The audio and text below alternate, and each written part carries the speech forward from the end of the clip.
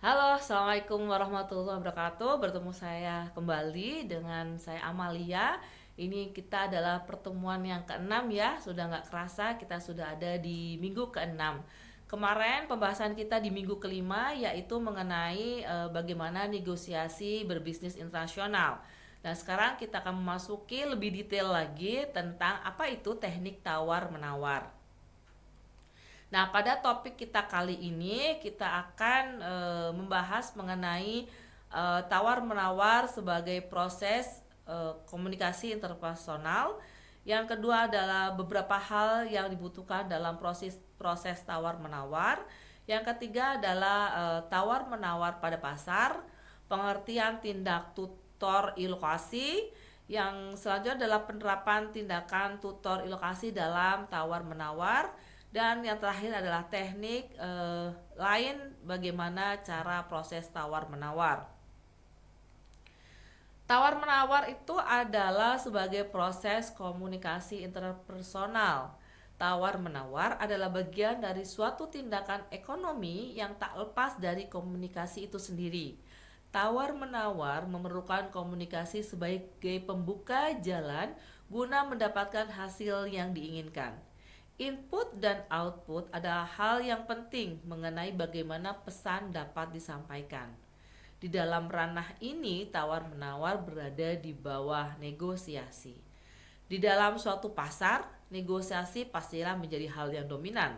Dalam makna sempitnya, negosiasi di sebuah pasar menjadi proses tawar-menawar yang sangat menarik, bukan? Di satu pihak, pedagang pasti memberikan kesempatan dalam proses jual beli untuk melakukan tawar-menawar.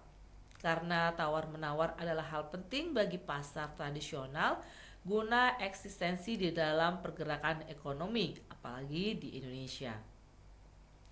Oleh karena itu, tawar-menawar memang memerlukan banyak hal, mulai dari kesabaran, sikap telaten, gigih, mengulang-ulang tawaran, merayu, dan hal yang membuat salah satu pihak kalah dan mengikuti kemauan pihak pemenang. Para pembeli lebih suka proses pada tawar-menawar untuk memperoleh suatu harga yang mendekati pasar atau dasar kisaran harga terakhir. Penjual menyebut harga seperti itu seperti bakbuk gitu ya. Nah, nilai-nilai itu dapat diketahui menjadi rahasia dan senjata guna melancarkan proses negosiasi. Dalam proses ini, penjual dan pembeli juga dipengaruhi oleh culture budaya yang dimiliki. Budaya dapat berperan aktif ketika pengendalian nilai atau titik-titik tersebut diolah dalam tindakan pengambilan keputusan terhadap jual beli. Nah, pada tahapan tawar-menawar pada pasar, situasi di mana data-data historis dan kooperatif yang spesifik sama sekali tidak ada. Penetapan harga lebih merupakan pengira-ngiraan saja. Bagaimana trik-trik pedagang dan pembeli masuk kepada celah-celah ketidakpastian pada suatu harga barang. Persaingan di dalam pasar terlihat lebih hidup karena meniadakan sistem harga mati yang terbiasa kita lihat di pasar.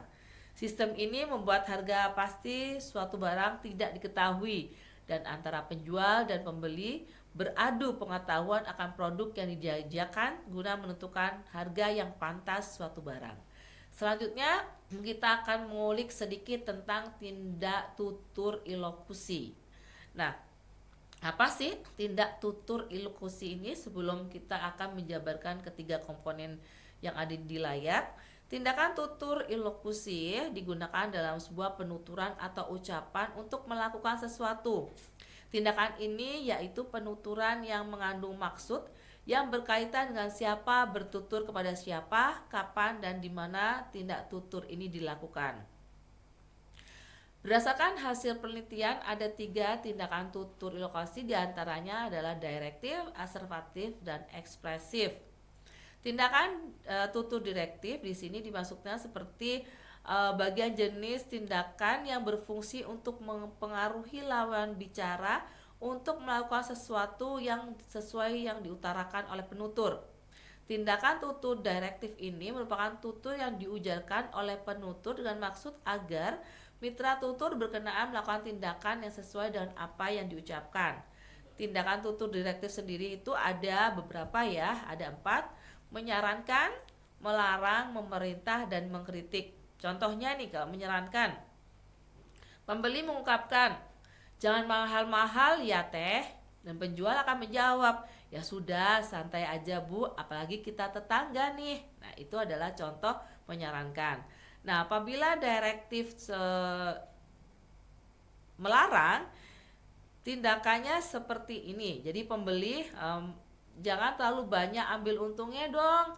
"Enggak kok bu, ini sudah pas harganya." Itu ya, itu melarang.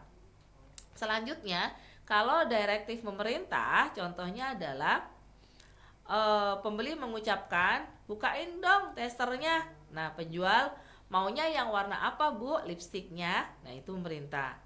Nah, kalau yang mengkritik, contohnya direktif mengkritik adalah penjual akan mengucapkan, ini penjual dulu ya, "Naikin sedikit lagi dong kak, ini baju rajutan loh." Dan pembeli akan, "Sepertinya panas ya bahannya, udahlah segitu aja harganya." Nah, itu adalah contoh direktif mengkritik. Kita akan masuk ke tindakan tutur aservatif.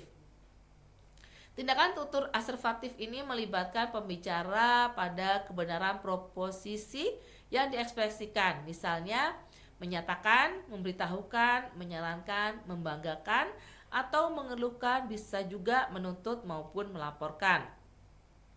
Contohnya, apabila tindak tutur aservatif meyakinkan, seperti ini, pembeli akan menyampaikan, "Benar nih, tidak dikasih jika saya nawar 300.000." Nah, ini adalah meyakinkan ya. Dan selanjutnya kalau menceritakan, contohnya,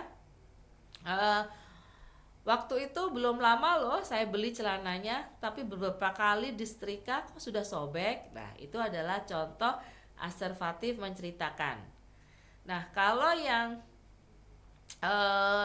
selanjutnya adalah yang ekspresif. Kalau ekspresif itu bisa mengutarakan tutur kata dengan mengungkapkan atau memberitahukan secara psikologis, jadi kelihatan gitu ya. Contohnya bagaimana? Seperti ekspresif memuji, "Saya udah jatuh cinta loh pada baju ini." Seperti itu. Jadi istilahnya lebih ke arah dia mengungkapkan gaya bahasa tubuhnya gitu ya, ataupun dengan tutur kata bahasa memuji. Selanjutnya adalah ini adalah teknik-teknik lain di mana proses tawar-menawar itu terjadi. Kalau teknik wolf in sheep clothing, maksudnya adalah di sini negosiasi berbulu domba ya. Jadi menggunakan penyamaran. Contohnya aja, Anda berpura-pura nih satu daerah dengan dia, satu hobi atau satu pilihan gitu ya, sehingga saat dia akan melakukan tawar-menawar, dia akan bilang, "Oh, kita sama-sama loh dari daerah A, masa sih nggak boleh kurang?" Nah, contohnya seperti itu. Yang kedua adalah teknik maaf, good cop, bad cop. Di sini adalah diperankan seperti tokoh baik dan tokoh jahat. Jadi tokoh jahat akan memperkeruh sebuah suasana dan meninggikan negosiasi. Seperti contohnya adalah seorang sales yang akan bertahan dengan harga yang diberikan. Namun pada saat sang pembeli bertemu atau atasan bertemu atau pemiliknya, sang atasan dapat memberikan potongan harga lebih besar sehingga membuat pembeli makin tertarik ya. Yang ketiga adalah teknik low ball high ball. Di sini adalah berbeda dengan teknik sebelumnya. Teknik ini dilakukan dengan memberikan penawaran yang jauh di atas atau di bawah yang seharusnya. Namun penawaran diberikan harus tetap masuk akal dan jangan terlalu ekstrim. Biasanya hasil akhir akan berada di tengah-tengah agar transaksi berlangsung. Selanjutnya adalah teknik bogey. Teknik negosiasi ini dilakukan dengan menggunakan isu atau hal yang tidak penting menjadi sesuatu yang penting. Contohnya, saat hendak membeli sesuatu, Anda bisa mengatakan kalau tidak menyukai bentuknya, tidak cocok dengan warnanya, ataupun besarnya. Tapi mendadak bilang kalau istri Anda sepertinya suka. itu ya contohnya. Selanjutnya adalah teknik nibble. Teknik nibble merupakan teknik negosiasi terhadap barang yang sudah ditawar lalu meminta hal tambah-tambahan yang kecil gitu ya. Contohnya Anda menawar sebuah tanah, ketika hampir jadi Anda kemudian meminta hal-hal kecil sebagai tambahan. Misalnya Anda membeli tanah minta bonus AC. Nah, itu contohnya. Ya, yang keenam adalah teknik intimidation. Dari istilahnya aja kita udah mengetahui bahwa teknik ini agak menjurus ke hal negatif, jadi mengintimidasi. Contohnya misalnya dengan mengirimkan hal yang tidak nyaman. Contohnya adalah menteror atau mengganggu si yang akan kita memberikan tawaran. Selanjutnya adalah teknik aggressive behavior. Di sini teknik ini berupaya dengan contohnya saja, misalnya Anda langsung datang dengan harga mati gitu ya. Anda tidak bisa ditawar, sehingga meminta kepada penjual bagaimanapun besok harus deal. Nah, itu ya contohnya. Jadi dia agresif, si pembelinya agresif kepada penjual dan penjual tidak mau harga tawar menawar, besok harus deal. Itu ada contoh teknik agresif behavior. Yang terakhir adalah teknik snow job. Snow job biasa disebut dengan teknik hujan informasi. Informasi yang salah dapat membuat keputusan yang salah. Demikian adalah teknik-teknik dari tawar menawar. Harapan saya Anda dapat mengikuti kuisnya sehingga bisa mengetahui sejauh mana Anda mengetahui mengenai teknik tawar menawar.